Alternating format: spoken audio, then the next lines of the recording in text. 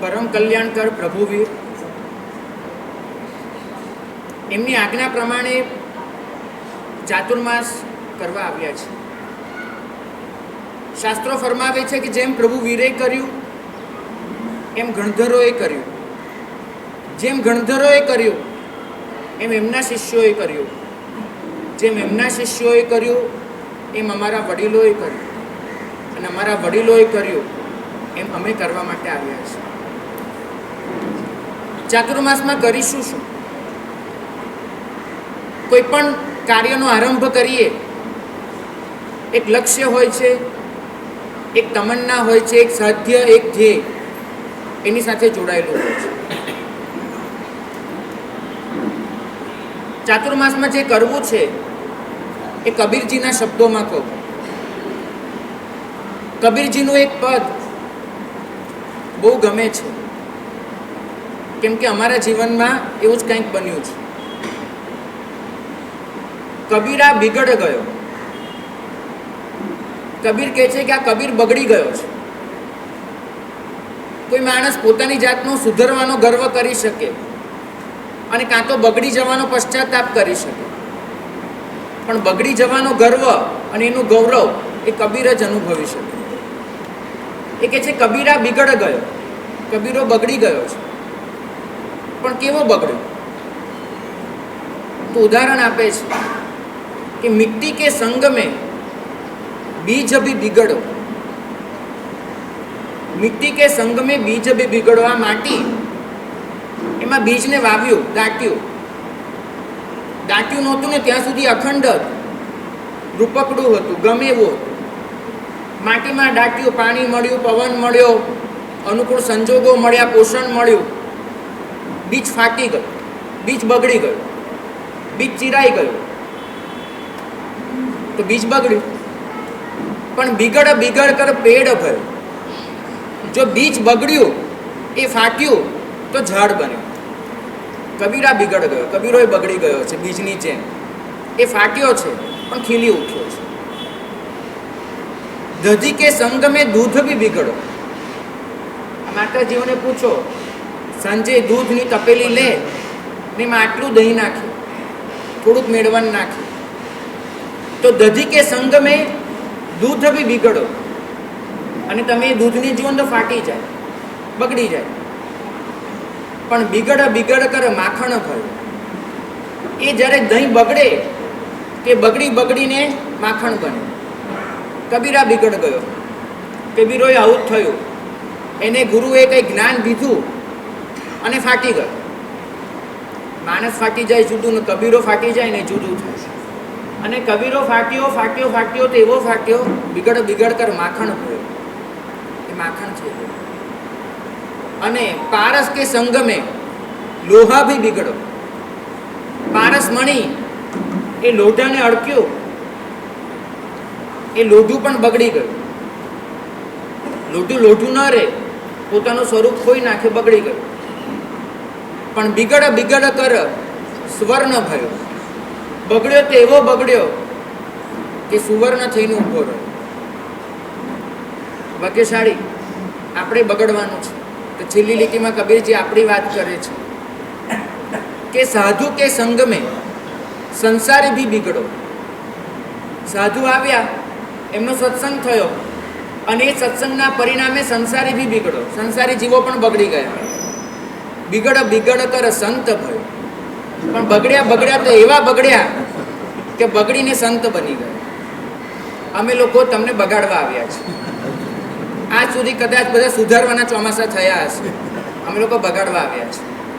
પણ બિગડ બિગડ કર સંત ભયો. અમારી ઈચ્છા એવી છે કે જ્યારે નીકળીએ ત્યારે તમે બધા સંતની કક્ષાએ પહોંચી ગયા, એવા બગાડી નાખવા છે. સરવર તરવર સંત જન ચોથા કહીએ મેં. પર ઉપકાર કે કારણે ચારો ધરીએ દે. 4 જણ એવા છે જેને પર ઉપકાર માટે જન્મ લીધો છે. એક સંત જન, એક તરવર ઝાડ, અને ત્રીજું સરોવર, અને ચોથો મેઘ. 4 એવા છે કે જેને પોતાના માટે જિંદગી હોતી નથી, બીજાના માટે હોય છે. એના વર્ષા ઋતુ. આ વર્ષા ઋતુ એવી છે કે ચારે ભેગા થઈ જાય, સરોવરો ભરાઈ જાય, છલકાઈ જાય, વનસ્પતિ ઉગી નીકળે, આખી ધરતી લીલી ચાદર ઓઢી લે, સાધુ ભગવંત પધારે અને મેઘ ગાજે, ચારે ભેગા થાય અને ત્યારે જે બને ને એ ચમત્કારથી ઓછું ન. ઉનાળામાં નીકળીએ ને, ધરતી જોઈએ સૂકી ભટ્ટ. અમારા પૂજ્ય પ્રદ્યુમ્ન સુરી મહારાજ ફરમાવતા હતા કે ઉનાળાની ધરતી એટલે કેવી ધરતી? તો કે ધરતીમાં તમને 3 વસ્તુ જડે. એક જડે વૃક્ષતા, ધરતી કોરી ધાકોર, લુખ્ખી ધરતી તો ધરતીમાં જડે વૃક્ષતા. બીજું એ ધરતી ખાલી ખમ હોય,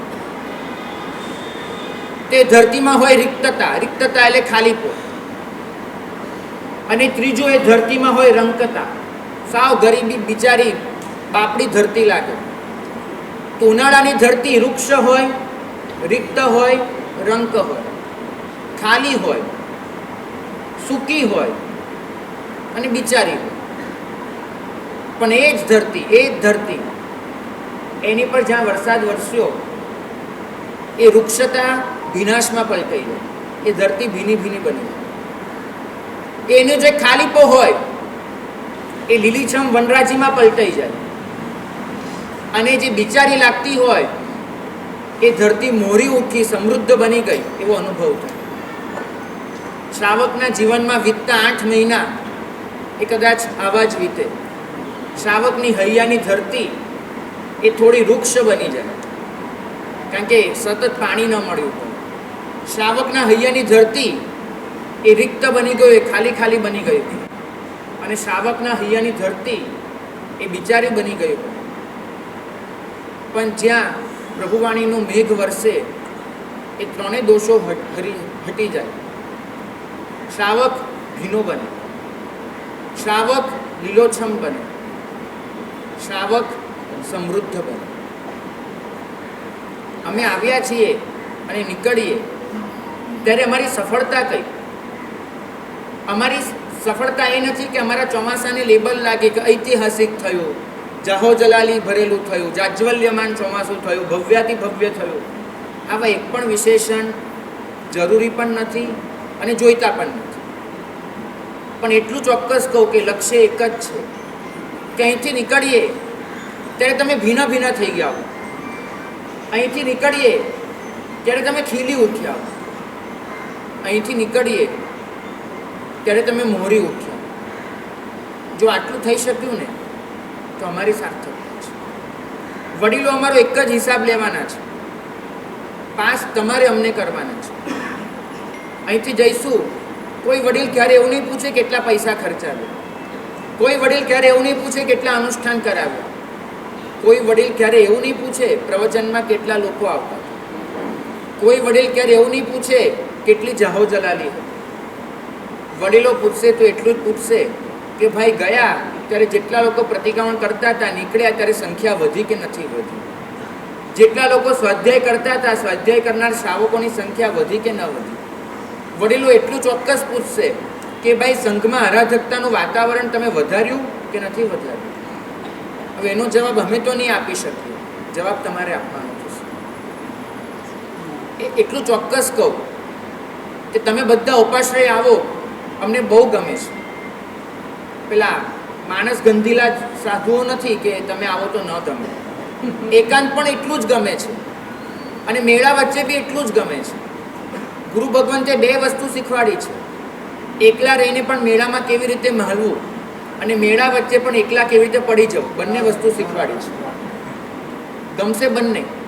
એટલું ચોક્કસ કહીશ આવો ને ત્યારે એક આદર્શ તમારી સામે રજૂ કરું. અભિજ્ઞાન શાકુંતલ, એમાં કણવ ઋષિને દુષ્યંત રાજા પગે લાગવા જાય છે. તમે આવો, તમને 3 પ્રશ્ન પૂછો છો કાયમ. સાહેબ સાતા છે? સાહેબ કંઈ કામકાજ? અને સાહેબ હવે પછીનો પ્રોગ્રામ શું છે? 3 પ્રશ્ન અમારી પાસે હોય તમારે. સાતા, કામકાજ, પ્રોગ્રામ. જ્યારે દુષ્યંત રાજા જાય છે કણવ પાસે, કણવ ઋષિને વંદન કરવા, ત્યારે 3 પ્રશ્ન દુષ્યંતે પૂછ્યા છે. પહેલો પ્રશ્ન દુષ્યંત પૂછે છે, અપી તપો વર્ધતે? સાહેબ આપનું તપ વધી રહ્યું છે, મારા રાજ્યમાં આપ તપશ્ચર્યા કરતા હો તો તો કોઈ તકલીફ તો નથી પડતી ને. અપી તપો વર્ધતે. બીજો પ્રશ્ન પૂછ્યો છે, અપી જ્ઞાનમ વર્ધતે. સાહેબ આપનું જ્ઞાન વધી રહ્યું છે, આપ અહીંયા નિરાતે પોતાની જ્ઞાન સાધના કરી શકો છો. અને ત્રીજો પ્રશ્ન પૂછે છે દુષ્યંત, અપી ગુણાવર્ધનતે. સાહેબ આપની ગુણ સંપદા વધી રહી છે. તપ વધે, જ્ઞાન વધે, ગુણ સંપદા વધે, એની ચિંતા કરવા ઉપાશ્રયમાં આવજો. સાતા તો હશે જ, એટલા તમે ગોચરી પાણીથી એવા પાત્રા છલકાઈ દેવાના છો. કદાચ આવો તો પેટની દવા લઈને આવજો, બીજું તો જરૂર નહીં પડે. કારણ કે અહીંયા 5 દિવસ રહ્યા પૂરો અનુભવ થઈ ચૂક્યો છે. સાતા તો રહેવાની જ છે, પણ એ સાતા, એ જે લોહી બને છે તમારા ઓરાવેલા આહારનું, એ જ્ઞાન રૂપે પરિવર્તિત થાય, તપ રૂપે પરિવર્તિત થાય, ગુણ રૂપે પરિવર્તિત થાય, એની ચિંતા કરજો. તમારો સંસાર અમારા સુધી પહોંચાડવા ન આવતા, પણ અમારો સંયમ તમારા ઘર સુધી લઈ જવા માટે ઉપાશ્રયમાં આવજો. શ્રાવકો આવે છે, પણ ઘણીવાર એમનો સંસાર અમારે ત્યાં મૂકીને જાય છે. અમને જોઈએ છે એવા શ્રાવકો જે અમારો સંયમ પોતાના ઘર સુધી લઈ જાય. તો આવજો. હમણાં જ અમે લોકો વિહાર કરીને આવતા હતા, મદ્રેસાની બહાર બોર્ડ માર્યું હતું, 5 મિનિટ્સ ઇન મદ્રેસા, આવું બોર્ડ હતું એ લોકો. કદાચ અમારે પણ બોર્ડ મારવું છે, 5 મિનિટ ઉપાશ્રય, ફક્ત 5 મિનિટ. આવો, 1 મિનિટ વંદન કરો, 1 મિનિટ આજુબાજુ સાધુ ભગવંતોને જોઈને કોઈ પ્રેરણા લો. કોઈ સાધુ કાયોત્સર્ગ કરતા હશે, કોઈ પાઠ કરતા હશે, કોઈને પચખાણ આપતા હશે, કોઈ વળી તાસ ઘડા પલેવતા હશે, કોઈ ગોચરી પાણી લેવા જતા હશે. દરેક વસ્તુ તમને કોઈ આલંબન રૂપે બની શકે છે. કોઈ જાપ કરે છે, કોઈ ધ્યાન કરે છે, દરેક વસ્તુ આલંબન બની શકે. 1 મિનિટ વંદન કરજો, 1 મિનિટ આલંબન લેજો, 3 મિનિટ. અમારે ત્યાં છૂટા છૂટા કાર્ડ્સ રાખ્યા હશે, સેંકડો કાર્ડ્સ. તમારે કોઈ પણ એક કાર્ડ ઉચકવાનું, એમાં પ્રભુનું માત્ર 1 લાઈનનું વચન હશે, માત્ર 1 લાઈન એમાં લખેલી હશે. એ નીચેનો અર્થ લખેલો હશે. 1 લાઈન લઈને વાંચજો, અર્થ વાંચજો, થાય તો યાદ રાખવાનો પ્રયત્ન કરજો, અને પ્રભુનું એ વચન હૈયાની દાબડીમાં મૂકી અને ભીની આંખે વિદાય લેજો. બસ 5 મિનિટ તમારે જોઈએ છે, 24 કલાકમાં 5 મિનિટ ઉપાશ્રયમાં જોઈએ છે. સકળ શ્રી સંઘની એક પણ વ્યક્તિ 5 મિનિટ ચૂકે નહીં, એટલું અમે માંગીએ છીએ. ભાગ્યશાળી આચાર્ય ભગવંતની વાત કરી, ક્યારેય થાકતા નથી, વાસક્ષેપ કરતા, પચખાણ આપતા, કરેમી ભંતે ઉછરાવતા, કોઈની સામે હસીને મીઠો ધર્મલાભ આપતા, અને કોઈના પણ દુઃખ દર્દમાં માર્ગદર્શન આપતા આચાર્ય ભગવંત ક્યારેય થાકતા નથી. આવજો. જે સાધુ ભગવંતોની વાત કરી, કોઈક એન્જિનિયર છે, કોઈક સીએ છે, તમારી કોઈ પણ ફેકલ્ટીના છોકરાઓ આવશે સાધુ ભગવંત પાસેથી, એને ચોક્કસ એને જોઈતું માર્ગદર્શન મળશે. બાળમુનિ પણ છે. તમારા બાળકોને મોકલજો થોડુંક ભણવા માટે, થોડીક મસ્તી કરવા માટે, થોડુંક ચેસ રમવા માટે, જે પણ કરવું હોય એના માટે બાળકોને મોકલજો. સાધીજી ભગવંત પધાર્યા છે. સાધીજી ભગવંત પણ એટલા જ જ્ઞાની છે, એટલા જ લોકોને ભણાવવા માટે ઉત્સુક છે. એમનો પણ લાભ લેજો. અને કોઈક વડીલ હોય 50+ કે જેમને હવેની જિંદગી કેવી રીતે ઘડવી એનું માર્ગદર્શન જોઈતું હોય તો અમારા ભક્તિ મંડળ મારા સાહેબ છે. ટૂંકમાં દરેક જાતની સગવડ હાજર છે ઉપાશ્રયમાં. આવવાનું છે માત્ર તમારે. તો આવજો, પધારજો, અને અમારે ત્યાંથી આવી અને કાંઈક મીઠાઈનું ભાતું બંધાવીને જજો. એ જ મંગલ કામના. ગુરુ ભગવંતોના આશીર્વાદથી પધાર્યા છીએ. ભાગ્યશાળીએ નામ તો લીધા છે. એક વખત હું ફરીથી બધા વતી અમારા ગુરુ ભગવંતના નામ લઈ લઉં. પૂજ્યપાદ વિજય નૈમિસુરી મહારાજ, એમનું પુણ્ય પ્રભાવ સામ્રાજ્ય આપણા સૌના માથે વર્તવાનું છે. તેજોમૂર્તિ વિજય, પૂજ્યપાદ વિજય સૂર્યોદય સુરી મહારાજ સાહેબ, જેમનો તમને કદાચ પરિચય હશે, પણ મહાપવિત્ર વિભૂતિ. એમના શિષ્ય અમારા બધાના ગુરુ ભગવંતો, પૂજ્ય આચાર્ય ભગવંતના, અમારા સૌના ગુરુ ભગવંત પૂજ્યપાદ વિદ્વત વલ્લભ સંઘ ચિંતક ભગવદતી તારક ગુરુ ભગવંત વિજય શિલચંદ્ર સુરી મહારાજ, એમની આજ્ઞા. અમારા સમુદાય નાયક પૂજ્યપાદ વિજય હેમચંદ્ર સુરી મહારાજ, અને અમારા સૌના લોકલાડીલા અને અમારા શિરછત્ર પૂજ્યપાદ વિજય પ્રબોધચંદ્ર સુરી મહારાજ, આ બધા ભગવંતોના આશીર્વાદ, બધા ભગવંતોની આજ્ઞાથી અમે આવ્યા છીએ. એક જ કામના છે, દેવગુરુની કૃપાથી આ ચાતુર્માસ એવું વીતે કે સ્વપરના કલ્યાણમાં નિમિત્ત બને. તમને બધાને એક કાર્ડ પકડાવવામાં આવ્યું છે. જે કાર્ડ કદાચ અહીંયા વાંચ્યું, ઘરે વાંચજો. આમાં તમામ પ્રવચનોની વિગત લખી છે. હરેક પ્રકારની વસ્તુ રાખવાનો પ્રયત્ન કર્યો છે. આ નહીં તો આ નહીં તો આ ચોઈસ બધા પ્રકારની છે. શું લઈ લેવું એ તમે જાતે નક્કી કરી લો છો.